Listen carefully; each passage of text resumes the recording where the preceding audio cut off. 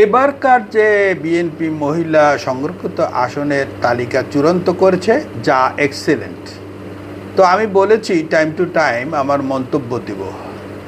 আসলে দেখুন, এইবার যারা এই তালিকায় আছে তারা সত্যি অবদান রাখতে পারবে। এখন সংসদটা তো কোনো গানের মঞ্চ না, বা এখানে তো সেই শাহবাগের মন না।